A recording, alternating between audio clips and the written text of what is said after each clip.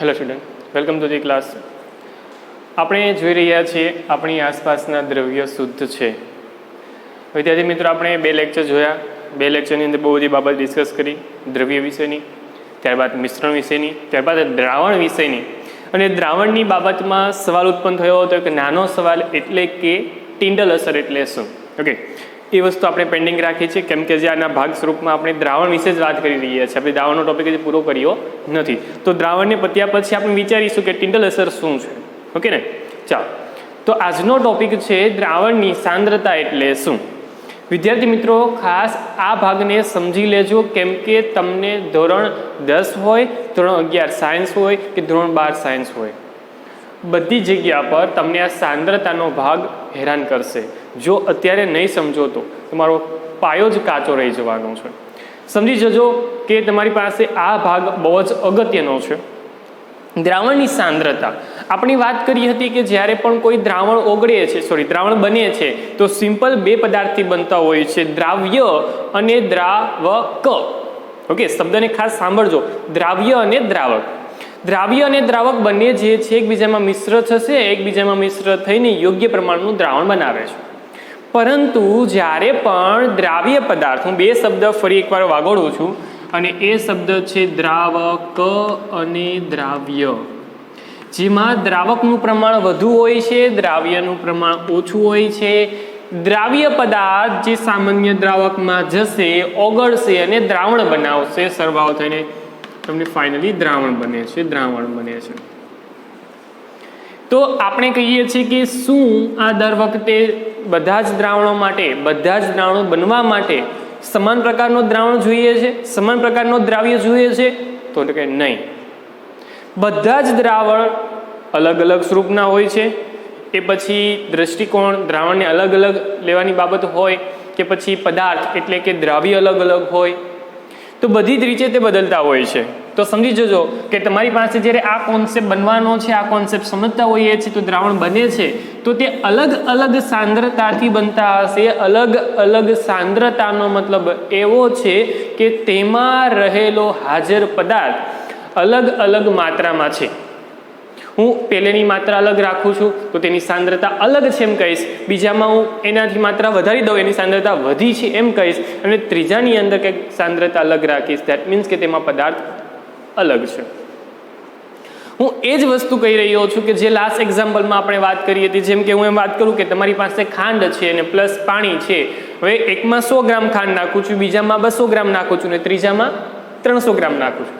તો પહેલાની બીજાની સાપેક્ષમાં કે ત્રીજાની સાપેક્ષમાં જ્યારે વાત કરવામાં આવે તો ત્રણેય છે દ્રાવણ, ત્રણેય દ્રાવણ છે. પરંતુ ત્રણે ત્રણ દ્રાવણની જ્યારે વાત કરું છું તો ત્રણ દ્રાવણની અંદર ખાંડનું પ્રમાણ અલગ છે. એટલે કહી શકાય છે કે ખાંડનું દ્રાવણ અલગ અલગ સાંદ્રતા ધરાવે છે. શું કહી શકીએ છીએ આપણે? ખાંડનું દ્રાવણ અલગ અલગ સાંદ્રતા ધરાવે છે. એટલા જ માટે આપણે સમજવું જરૂરી છે કે દ્રાવણની સાંદ્રતા એટલે શું. તો વિદ્યાર્થી મિત્રો, ખાસ સમજી જઈએ કે તમારી પાસે ખાસ કરીને આ ભાગ તમને બહુ જ અગત્યનો લાગશે. ખાસ સમજીએ. ચાલો, શબ્દને હાઇલાઇટ કરતો જાઉં છું, અને ખાસ મેં વાત લાસ્ટ લેક્ચરમાં પણ કરી હતી, તે જ અત્યારે પણ કરું છું. નિયત તાપમાને શબ્દ ફરી એકવાર આવે છે, નિયત તાપમાન. નિયત તાપમાન વિશે મેં લાસ્ટ ટાઈમ સમજાવતા વખતે પણ કહ્યું હતું કે નિયત તાપમાન શું કામ લખીએ છીએ અને લખવા પાછળનું કારણ શું છે. અહીંયા ફરી એકવાર એ જ વસ્તુ છે કે જો તાપમાન બદલાઈ જશે, સાંદ્રતા બદલાઈ જશે, પદાર્થ તેમના તે છે, પરંતુ તાપમાન વધતા તે ઘટતા તેની જે પણ સાંદ્રતા છે તે બદલાઈ જાય છે. એટલા માટે શબ્દ મારે રાખવો જરૂરી છે, નિયત તાપમાને. કયો શબ્દ લખવો જરૂરી છે? નિયત તાપમાને. હવે ખાસ વ્યાખ્યા પર ધ્યાન આપીએ. આપેલા જથ્થા તરીકે હું દળ પણ લઈ શકું છું, કદ પણ લઈ શકું છું. મતલબમાં ગ્રામ, કિલોગ્રામમાં પણ લઈ શકાય, અથવા તો મિલી ml અથવા તો ml, લીટર. ઓકે, મતલબમાં લીટરના સ્વરૂપમાં પણ લઈ શકો છો, પ્રવાહી સ્વરૂપમાં પણ લઈ શકો છો, અને ગ્રામ, કિલોગ્રામ એટલે કે ઘન સ્વરૂપમાં પણ તમે લઈ શકો છો. એટલે દળ પણ હોઈ શકે છે, કદ પણ હોઈ શકે છે. તો લખ્યું છે કે આપેલા જથ્થાના દ્રાવણમાં હાજર રહેલા દ્રાવ્યની માત્રાને, અથવા તો એમ કહી શકાય કે આપેલા જથ્થાના દ્રાવકમાં ઓગળેલા દ્રાવ્યની માત્રાને શું શબ્દ આપ્યો? સાંદ્રતા. શું શબ્દ આપ્યો? સાંદ્રતા. ખાસ કરીને સમજતા જજો, તમારી પાસે જે પણ સાંદ્રતા નામનો ભાગ તૈયાર થાય છે એ ફક્ત ને ફક્ત તમારા માટે દર્શાવી રહ્યો છે દ્રાવ્યની માત્રા. કેની અંદર? તમારા દ્રાવણની અંદર. તો તેને જ આપણે સાંદ્રતા શબ્દથી ઓળખીએ છીએ. હવે સાંદ્રતા શબ્દને ઓળખીએ છીએ તો એ સામાન્ય રીતે કોઈ પણ રીતે તમે એને મેળવવો છે તો એમ કહી શકે કે તમારે કઈ રીતે ફાઇન્ડ આઉટ થશે, કઈ રીતે મળશે, કઈ રીતે સમજ પડે કેટલી સાંદ્રતા છે. તો એના માટેની ફોર્મ્યુલા છે કે દ્રાવણની સાંદ્રતા ઇઝ ઇક્વલ ટુ દ્રાવ્યનો જથ્થો છેદમાં દ્રાવણનો જથ્થો. અહીંયા શબ્દ કયો છે? દ્રાવ્ય. ખાસ યાદ રાખજો. નીચે શબ્દ કયો છે? દ્રાવણ. ઓકે, ખાસ યાદ રાખજો. તો આ તમારા માટે સૂત્ર તૈયાર થાય છે કે દ્રાવ્યની સાંદ્રતા દ્રાવણની સાંદ્રતા એટલે શું? તો કે દ્રાવણની સાંદ્રતા એટલે કે દ્રાવ્યનો જથ્થો છેદમાં દ્રાવણનો જથ્થો. ક્લિયર? પરંતુ જ્યારે માપવાની વાત થાય તો એ સિમ્પલ અહીંયા વાત કરી તે મુજબ કાં તો દળમાં હશે ને કાં તો કદમાં હશે. એને ધ્યાનમાં લઈને જ અહીંયા તમને બે પદ્ધતિ આપવામાં આવી છે, પરંતુ દર્શાવવાની જે રીત છે ફક્ત બે નથી, પરંતુ આપણા ધોરણ અનુસાર જો વાત કરવા જઈએ ને તો ફક્ત બે જ આવે છે. જેમ આપણે આગળ ભણતા જઈશું ને તેમ આપણી જરૂરિયાત મોટી થતી જશે વિજ્ઞાનને ધ્યાનમાં લઈને, અને એ મોટી જરૂરિયાત સમજવા માટે અથવા તો તેને યોગ્ય સાથે રાખવા માટે આના સિવાયની દર્શાવવાની રીત પણ આવે છે. તો એટલા માટે જ શરૂઆત કરીએ સાંદ્રતાને દર્શાવવાની બે રીતથી. એટલે કે પહેલી રીત છે વજન આધારિત અને બીજી રીત છે કદ આધારિત. હવે ખાસ સમજજો, કાળજીપૂર્વક સમજજો. એમ કહીશ કે વજન આધારે એટલે શું? તો કે વજનને આધારે કામકાજ થાય છે, અને કદને આધારે એટલે કે કદને આધારે કામકાજ થશે. તો વ્યાખ્યાયિત ભાગ કંઈક આ રીતે છે. ખાસ કાળજીપૂર્વક વિચારતા કે 100 ગ્રામ દ્રાવણમાં કેટલો ગ્રામ લીધો છે? 100 ગ્રામ દ્રાવણ લીધું. 100 ગ્રામ દ્રાવણની અંદર દ્રાવણ લીધું મેં 100 ગ્રામ દ્રાવણમાં દ્રાવ્ય થયેલા પદાર્થના ગ્રામમાં દર્શાવેલા વજનને વજનથી ટકાવારી કહેવામાં આવે છે. શું કહેવામાં આવે છે? વજનથી ટકાવારી. વજન ઇંગ્લિશમાં કહેવાય વેટ. એટલા માટે percentage of weight by weight બોલાય છે. percentage of weight by weight એટલા માટે તેનો સિમ્બોલ તૈયાર થાય છે percentage W/W. શું વચાય? percentage W/W એટલે કહી શકાય વજનથી ટકાવારી. શું કહી શકીશું? વજનથી ટકાવારી. ધેટ મીન્સ આપણે એમ કહેવા જઈ રહ્યા છીએ કે 100 ગ્રામ દ્રાવણ લીધું. શું લીધું મેં? દ્રાવણ 100 ગ્રામમાં લીધું છે. ઓકે, એટલે વજન આપણે જોઈએ છે અને એની અંદર કેટલો દ્રાવ્ય છે એ જથ્થો મને અહીંયા સમજ પડી જશે. એટલા માટે એની ફોર્મ્યુલા શું છે? તો કે ફોર્મ્યુલા છે કંઈક આ રીતે, જે યોગ્ય રીતે અહીં દર્શાવેલી છે કે W/W ઇઝ ઇક્વલ ટુ દ્રાવ્યનું વજન છેદમાં દ્રાવણનું વજન, પરંતુ આ ટકાવારીના સ્વરૂપમાં છે એટલા માટે ગુણ્યા 100. આ ગુણ્યા 100 ભૂલવાના નથી, કેમ કે ટકાવારીના સ્વરૂપમાં હોય તો ગુણ્યા 100 કરવું જરૂરી છે. ક્લિયર? સમજ પડી ગઈ? નેક્સ્ટ એટલે કે કદ આધારિત ભાગ તૈયાર થાય. તો અહીંયા જેમ વાત કરી હતી એ ગ્રામમાં કરી હતી, હવે કેમાં કરવાની છે? ml-માં, મિલીલીટરમાં. ઓકે, અહીંયા ગ્રામમાં, અહીંયા મિલીલીટરમાં હું દ્રાવણ લઉં છું. મતલબમાં અહીંયા જે દ્રાવણ લીધું છે એ ઓલમોસ્ટ ઘન સ્વરૂપમાં છે, અહીંયા જે લીધું છે એ સિમ્પલ પ્રવાહી સ્વરૂપમાં છે, તો જ ml-માં મપાય ને. ચાલો, દ્રાવણમાં દ્રાવ્ય થયેલા પદાર્થના ગ્રામમાં દર્શાવેલા વજનને વજન જેમ અહીંયા હતું વજન તેમ અહીંયા થઈ જશે વજન કદથી ટકાવારી. ફરી એકવાર દર્શાવી રહ્યો છું. અહીંયા હતું વજન પણ અહીંયા થઈ જાય છે વજન કદ. વજન એટલે વેટ, કદ એટલે વોલ્યુમ. શું થાય? વોલ્યુમ. તો વજન અને વોલ્યુમ એટલા માટે કહી શકાય percentage of weight by volume. Clear? percentage what? weight by volume, W/V. Clear? સમજ પડી ગઈ? તેની પણ ફોર્મ્યુલા તમને દર્શાવેલી છે મેં. ફોર્મ્યુલામાં કાંઈ એવું કંઈ ખાસ છે નહીં કે તમને યાદ ન રહી શકે. તો ફોર્મ્યુલા એકદમ સરળ સ્વરૂપની છે કે જે તમને યાદ રહેવા માટે એકદમ સક્ષમતાથી તમે પાકું કરી શકો છો ને એ સક્ષમતા તમે સરળતાથી વાપરી શકો.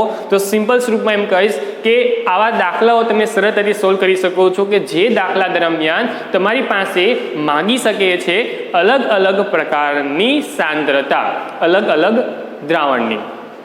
પરંતુ ફરી એકવાર આ બે વસ્તુને ક્લિયરતાથી સમજતા કે તમારી પાસે દ્રાવણને દર્શાવવાની અહીંયા બે રીત દર્શાવેલી છે.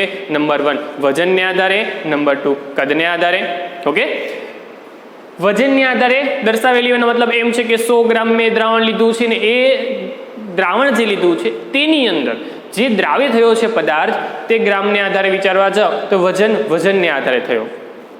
પરંતુ 100 ml લીધું છે, હવે દ્રાવણ શું લીધું છે 100 ml લીધું છે ને 100 ml જો લીધું હોય હવે તેમાં દ્રાવ્ય થયો છે તે ગ્રામમાં જથ્થો કેટલો છે એ જોઈ લઈશ અને તેને કહીશ વજન કદથી.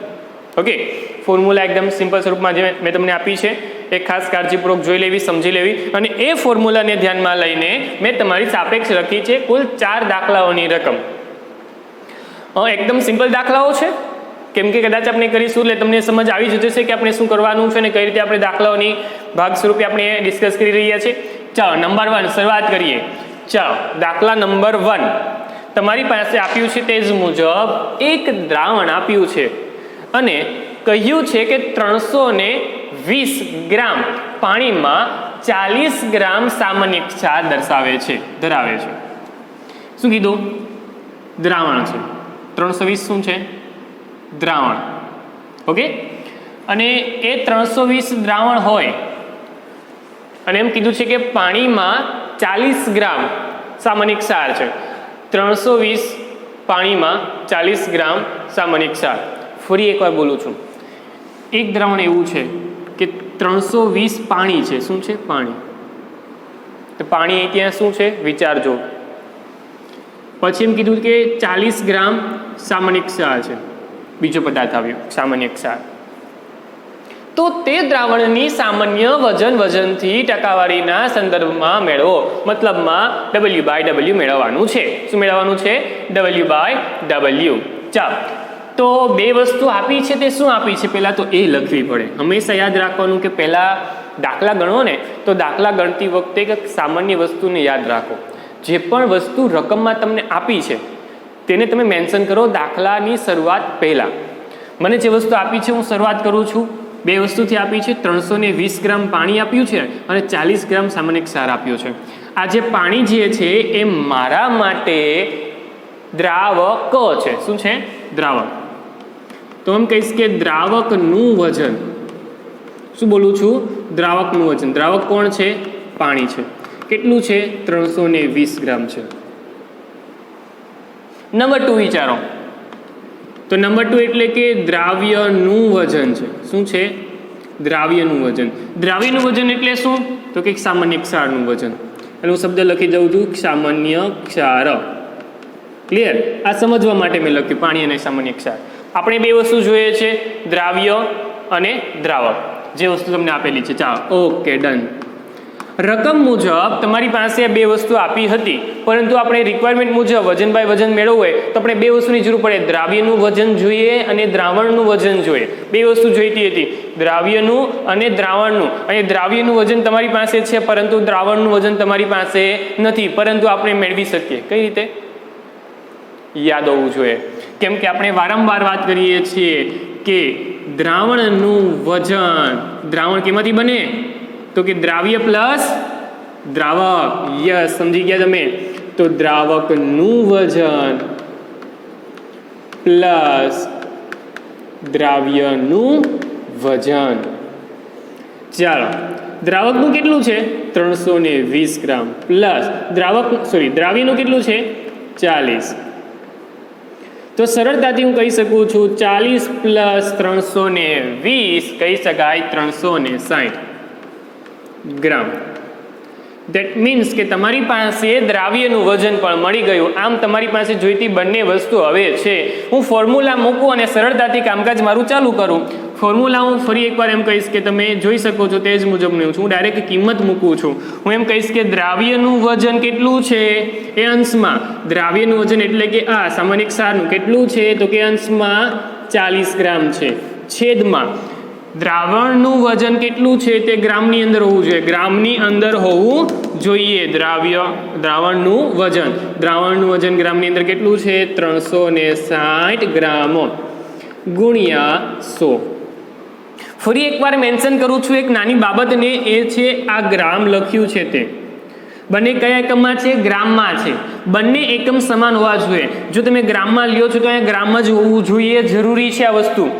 અને એવી જ રીતે જો અહીંયા ગ્રામમાં લીધું છે તો અહીંયા મિલીલીટરમાં લેવું જરૂરી છે, એમએલમાં લેવું જરૂરી છે.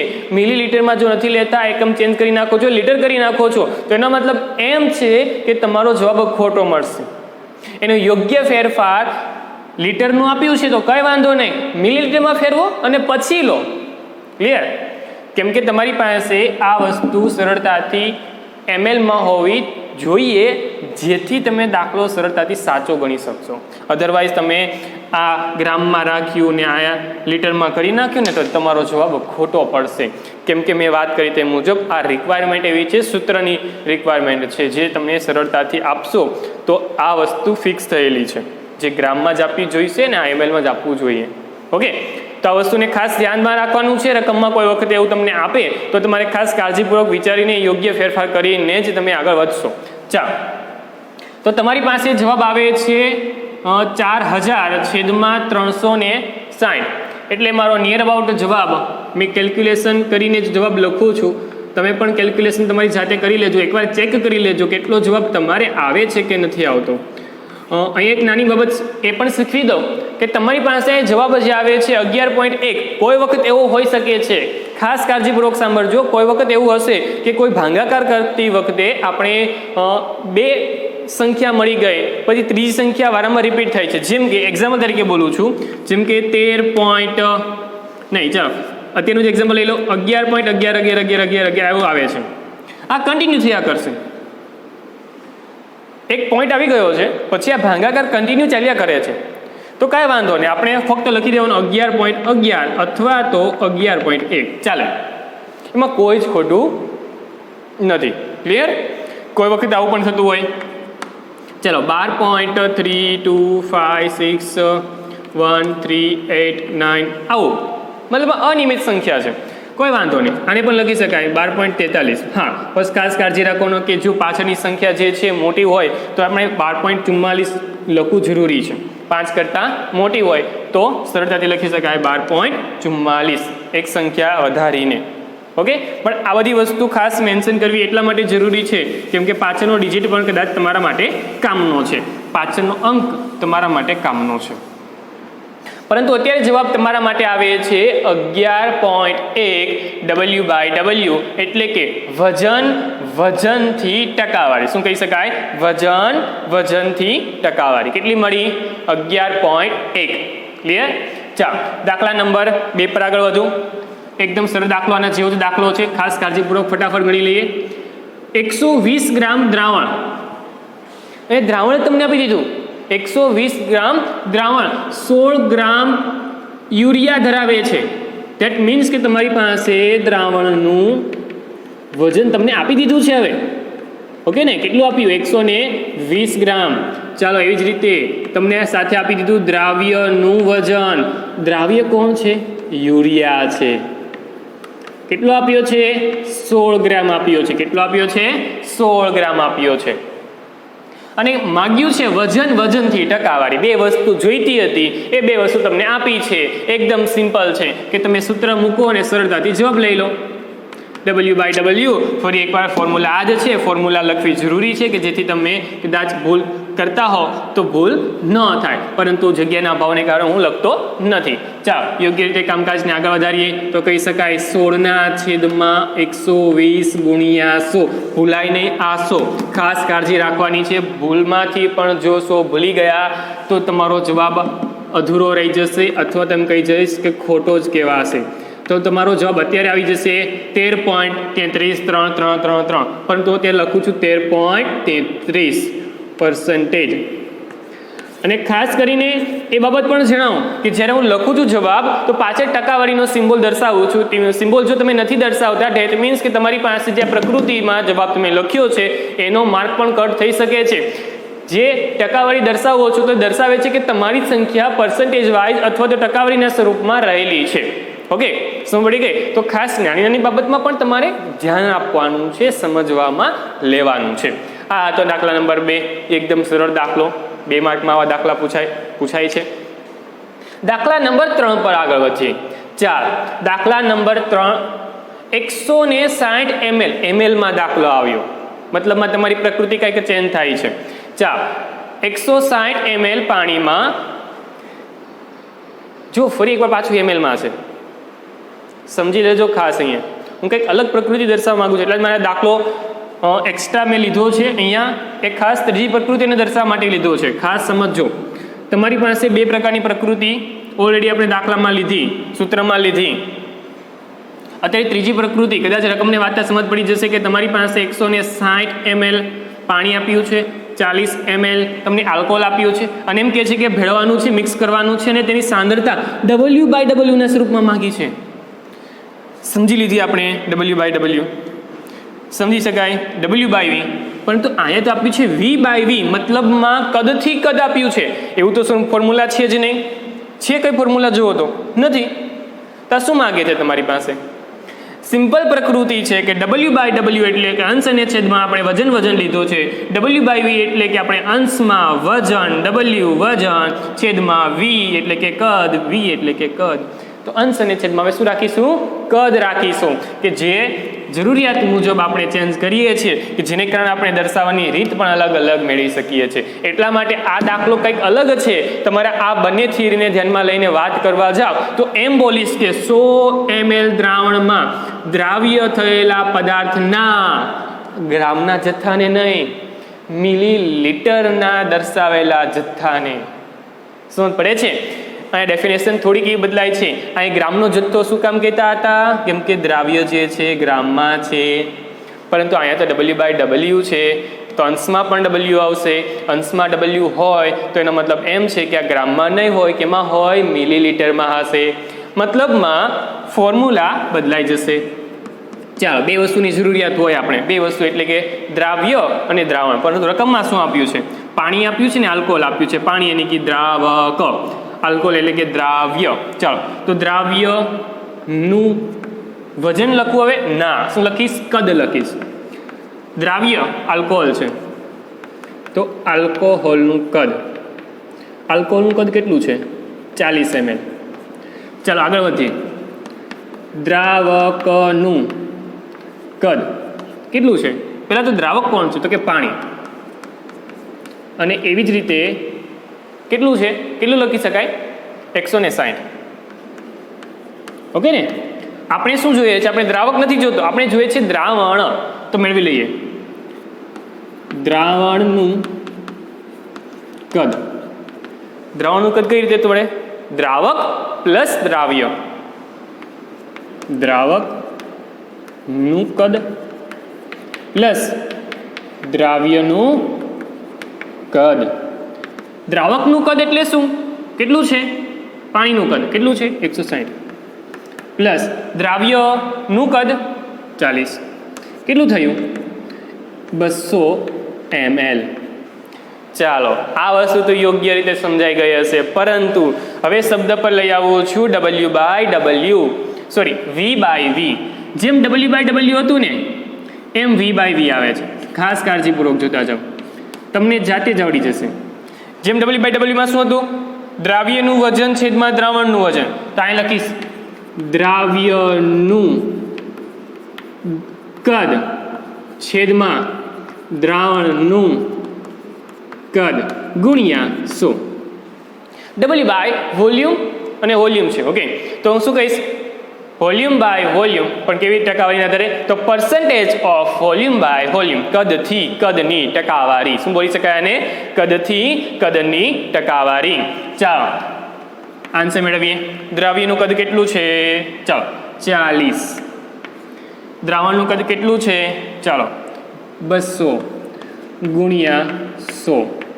ધેટ મીન્સ 100 ગુણ્યા 200 થશે એટલે કેન્સલ થશે એટલે ભાગ થશે 2 4 છે. ઓકે, તો જવાબ આવવાનો છે 20%. કેટલો મળશે તમને? 20%. ક્લિયર? તો આમ તમારો ત્રીજો દાખલો મેં કંઈક અલગ પ્રકૃતિમાં લીધો, જેની પાસે જે આ એકમની પ્રકૃતિ હતી ને તે કંઈક અલગ હતી. W/W. આના દાખલા પણ પૂછાય, નો ડાઉટ, પરંતુ આ દાખલો મેં ત્રીજો જે તમારા માટે મૂક્યો છે એના જેવો પ્રેક્ટિસ માટે એક દાખલો મેં તમારા માટે પણ મૂક્યો છે કે જેથી તમે યોગ્ય પ્રેક્ટિસ કરી સાથે દાખલો ગણી લો. બેઠો દાખલો છે, સેમ દાખલો છે, રકમ થોડીક ચેન્જ કરી છે. ખાસ કાળજીપૂર્વક રકમને પહેલાં જોજો, સમજજો ને પછી આગળ વધજો. કેમ કે મેં દ્રાવણ આપ્યું છે 500 ml. અહીંયા પાણી હતું ને એ દ્રાવક હતું, આના જેવો દાખલો. આમાં શું ફેરફાર હતો? તો એના જેવો ફેરફાર મેં અહીંયા કર્યો છે. ઓકે, અહીંયા મેં દ્રાવણ અને દ્રાવ્ય બે વસ્તુ જે જોઈએ છે ને તે આપી દીધી છે ઓલરેડી. ઓકે, તો એ મુજબ તમે દાખલાના જવાબ જાતે કરશો. અને ફરી એકવાર એક સિમ્પલ બાબતને હું સમજાવવા માગું છું, અને એ વસ્તુ છે આ બંને સૂત્ર, અને એ વસ્તુને સમજાવતા એમ જ કહીશ કે W/W એટલે કે વજનથી વજન, તો દ્રાવ્યનું અને દ્રાવણનું વજન લેવાનું છે. W/V એટલે લખી શકાય વજનથી કદ એટલે કે W/V દ્રાવ્યનું વજન અને દ્રાવણનું કદ લેવાનું છે. પરંતુ W/W એટલે દ્રાવ્ય અને દ્રાવકનું કદથી કદ છે એટલે કે દ્રાવ્યનું પણ કદ અને દ્રાવણનું પણ કદ. ઓકે, તો આમ આજના દિવસની અંદર દાખલાની જે પણ બાબતો છે અહીંયા પૂર્ણ નથી થતી. દાખલાની જેટલી પ્રેક્ટિસ કરશો એટલા યોગ્ય રીતે તમને આવડશે, એટલા યોગ્ય રીતે તમારો હાથ કામકાજ કરશે, તમારું દિમાગ વધુ ખુલશે.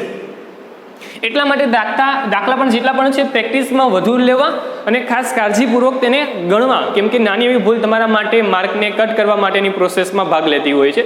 પરંતુ એ આપણે બધી જ વસ્તુ શીખવા જતાં ભૂલી ન શકાય. આ બધી જ વસ્તુ દ્રાવણને બાબતને સમજવા માટે થઈ રહી છે, અને એ વસ્તુ આજે આપણે સમજી કે દ્રાવણની સાંદ્રતા શું છે. દ્રાવણની સાંદ્રતા એટલે શું? તો કે જે પણ દ્રાવ્ય પદાર્થ યોગ્ય દ્રાવકની અંદર જાય છે તો કેટલા પ્રમાણમાં જાય છે જે દર્શાવે છે તેની સાંદ્રતા. ઓકે, એટલે દ્રાવ્યનું પ્રમાણ દર્શાવતું એક અંક છે, અને એ અંક જે તમને યોગ્ય રીતે સાંદ્રતાના સ્વરૂપમાં તમને મળે છે. ઓકે, તો આ જે પણ ટોપિક સમજ્યા છે એ ટોપિક છે તમારી સાંદ્રતાનો, એટલે કે દ્રાવણની સાંદ્રતાનો. ઓકે, તો આપણે ફરી એકવાર નેક્સ્ટ લેક્ચરની અંદર મળવાના છીએ કે જેની અંદર આ દ્રાવણની સાંદ્રતા અહીંયા ફિનિશ થાય છે, દ્રાવણને પૂરો કરીશું. અને જે આપણો સવાલ હતો, કયો સવાલ? યસ, હું સમજી ગયા. તે જ ટિન્ડલ અસર શું છે તેને કન્ટિન્યુ કરશે નેક્સ્ટ ભાગમાં. ઓકે, તો ત્યાં સુધી ફટાફટ આ દાખલાઓને કન્ટિન્યુ કરીને ગણી નાખો. દાખલાનો જવાબ જે આવે છે તે ફટાફટ નોટ ડાઉન કરો અને ફટાફટ આ સેશનને ક્લોઝ કરો. Thank you.